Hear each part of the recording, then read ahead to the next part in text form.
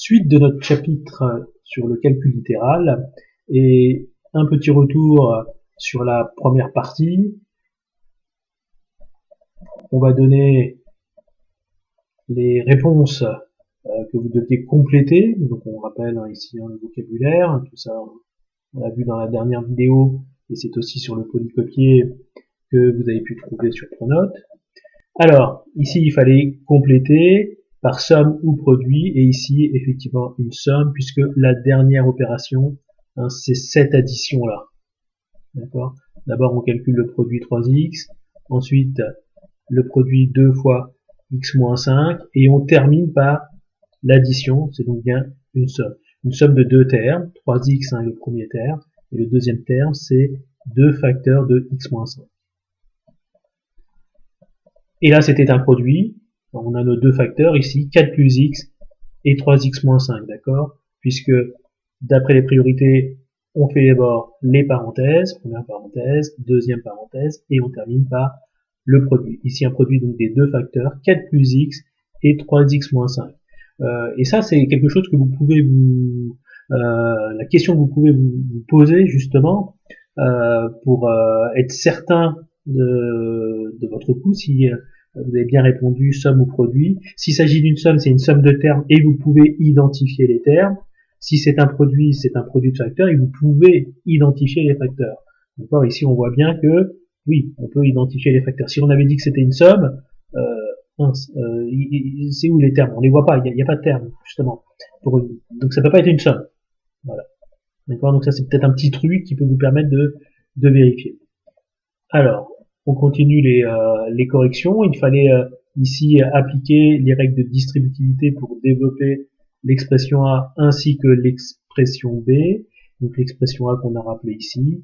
Donc il s'agit ici de distribuer le 3 avec chacun des facteurs. Donc 3x plus 3 fois 8, donc tout de suite 24. 3x plus 24. Donc quand on est suffisamment à l'aise, on peut se permettre d'écrire directement le résultat sans avoir à écrire les multiplications intermédiaires.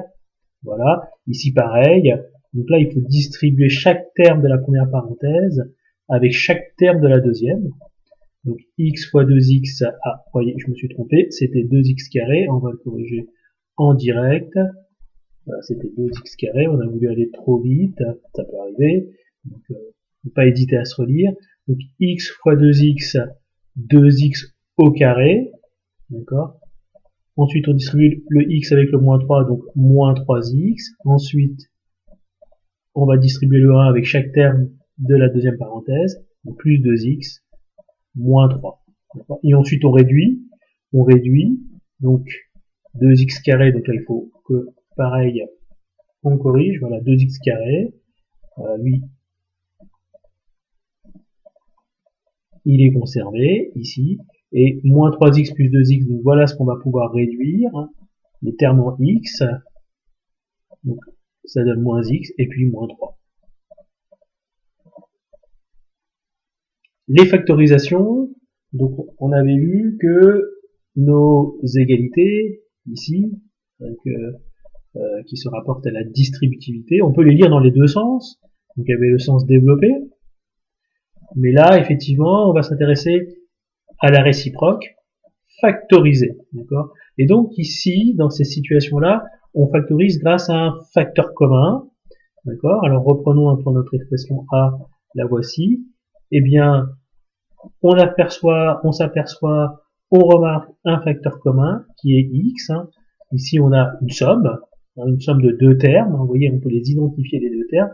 Chaque terme est un produit avec un facteur en commun. X ici, x également, puisque 15x au carré, c'est 15 fois x. D'accord ? Donc on met un x en facteur, et après la question qu'il faut se poser, c'est que mettre dans la parenthèse pour qu'en développant, en utilisant la distributivité, on retrouve la même chose que ça. Eh bien 6 plus 15x. Alors on est d'accord, si on développe, ça fait bien x fois 6, 6x, x fois 15x, 15x carré. Et pour le B, ici, eh bien, on a aussi une somme. Donc, comme on l'a dit, il est très important de savoir distinguer des sommes des produits. Donc ici, une somme.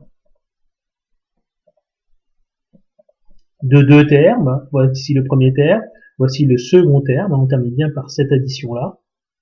Et on remarque que chaque terme est un produit ayant un facteur en commun, effectivement x plus 5, puisque 4 fois x plus 5 dans le premier terme, et x plus 5 au carré, eh bien c'est aussi un produit, c'est le produit de x plus 5 par lui-même. X plus 5 fois x plus 5. Donc on met un facteur commun, on a repéré un facteur commun que l'on met ici au début de notre égalité, d'accord, et on ouvre un crochet, et dans la parenthèse, qu'est-ce qu'il faut mettre pour qu'en développant, on retrouve l'expression ici? Eh bien, il faut qu'on mette 4 pour retrouver 4 fois x plus 5, et également x plus 5 pour retrouver x plus 5 au carré. Et après, il faut réduire dans le crochet, d'accord. Donc, ici, on peut enlever les parenthèses puisqu'elles sont précédées du plus, d'accord. Donc, les signes ne changent pas, et ça nous fait 9 plus x. Voilà, on se retrouve pour la vidéo de la suite du cours. On va parler d'identité remarquable.